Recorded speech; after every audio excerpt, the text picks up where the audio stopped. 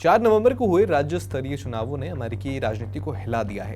Donald Trump के दूसरे कार्यकाल के महज 10 महीने बाद ही विपक्षी डेमोक्रेट्स ने न्यू जर्सी, वर्जीनिया और न्यूयॉर्क सिटी में शानदार जीत दर्ज की। कैलिफोर्निया में भी एक महत्वपूर्ण जनमत संग्रह उनके पक्ष में पारित हो गया।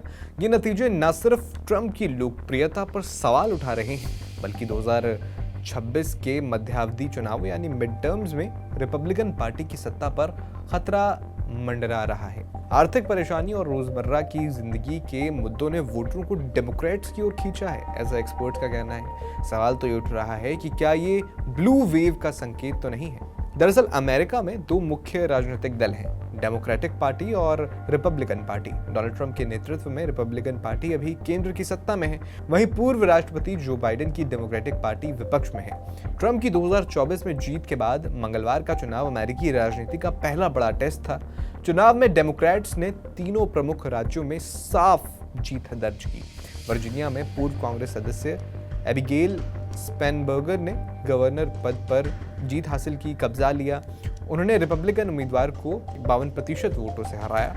न्यू जर्सी में कांग्रेस की पूर्व सदस्य और नौसेना अधिकारी मिकी शेरिल ने गवर्नर चुनाव जीत लिया। उन्होंने रिपब्लिकन कैंडिडेट को 8% के अंतर से पछाड़ा। ये 60 सालों में पहली बार है जब डेमोक्रेट्स ने न्यू जर्सी में लगातार 3 टर्म हासिल किए हैं। न्यूयॉर्क सिटी की बात करें तो यहाँ मेयर चुनाव में सबसे बड़ा सरप्राइज आया। 34 साल के डेमोक्रेट जोरान ममदानी ने पूर्व गवर्नर एंड्रयू कुओमो को करारी शिकस्त दी। ममदानी, जो भारतीय युगांडाई मूल के हैं, शहर के पहले मुस्लिम और दक्षिण एशियाई मेयर बन गए। उनकी जीत 15% से ज्यादा के मार्जिन से हुई, जो वॉल स्ट्रीट और डेमोक्रेट पार्टी के कंजर्वेटिव धड़े दोनों के लिए झटका है। कैलिफोर्निया में प्रोपोजिशन 50 नामक जनमत संग्रह पारित हो गया। इससे राज्य के चुनावी नक्शे को फिर से बनाया जाएगा, जिससे डेमोक्रेट्स को कांग्रेस में 5% या 5 एक्स्ट्रा सीटें मिल सकती हैं। कांग्रेस यानी कि संसद, अमेरिकी संसद। हर जगह वोटर का गुस्सा सीधा आर्थिक मुद्दों पर केंद्रित था। ट्रंप प्रशासन के तहत 5 हफ्ते से ज्यादा चले सरकारी शटडाउन ने लाखों परिवारों को परेशान किया है। महंगाई बढ़ गई है, नौकरियां गई हैं और जीवन यापन की लागत आसमान छूने लगी है। डेमोक्रेट्स ने अपने कैंपेन में इन्हीं मुद्दों को उछाला, जैसे चाइल्ड केयर की सुविधाएं बढ़ाना, टैक्स में राहत और सरकारी स्थिरता। न्यूयॉर्क में ममदानी ने किराए पर रोक, मुफ्त बस सेवा और अमीर गरीब की खाई कम करने पर फोकस किया। मतदान डेटा दिखाता है कि युवा वोटर्स और महिलाओं ने डेमोक्रेट्स को 60% से ज्यादा सपोर्ट दिया।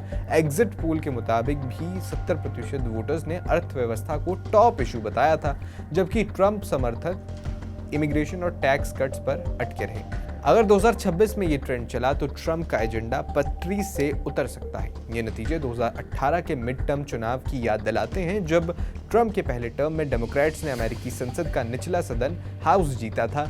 लेकिन इस बार फर्क ये है कि ट्रंप की 2024 की जीत के बाद ये पहला बड़ा टेस्ट था। एक्सपर्ट्स का मानना है कि अगर आर्थिक दबाव बना रहा तो 2026 में डेमोक्रेट्स हाउस में वापसी कर सकते हैं। हालांकि ट्रंप कैंप को विश्वास है कि जीत उनकी ही होगी। आपका इस पूरे मसले पर क्या कहना है, हमें कमेंट बॉक्स में ज़रूर बताएं।